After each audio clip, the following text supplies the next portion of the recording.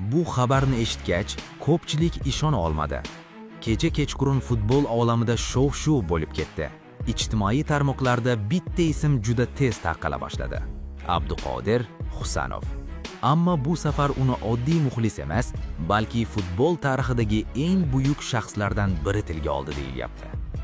Gap Zayniddin Zidan haqida. Yevropa futboliga yaqin manbalarning aytishicha, Zidan yopiq davrada bo'lib o'tgan suhbatda zamonaviy himoyachilar haqida fikr bildirgan. Suhbat davomida u bugungi futbolchilardan birining o'yin uslubini alohida ajratib ko'rsatgan emish. Aynan shu yerda eng qiziq gap aytiladi. U yerda bo'lgan odamlarning so'zlariga qaraganda, Zidan go'yoki shunday degan: "Hozirgi futbol tezlik va aqlni talab qiladi. Men himoyada kam gapirib, ko'p ish qiladigan futbolchilarni hurmat qilaman." Abduqodir Husanov shunday himoyachilardan. Bu jumla fanatlar orasida chaqmoqdek tarqaldi. Chunki bu ism endi faqat O'zbekiston muxlislari uchun emas, balki Yevropa futboli uchun ham tanish bo'lib bormoqda. Husanov maydonda baland ovozda gapirmaydi.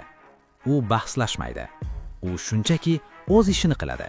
To'pni o'qiydi, vaziyatni oldindan sezadi va xatoga deyarli yo'l qo'ymaydi. Aynan shunday himoyachilarni Zidanga o'xshagan futbol afsonalari qadrlaydi deyishmoqda. Bugungi futbol shou emas, natija talab qiladi.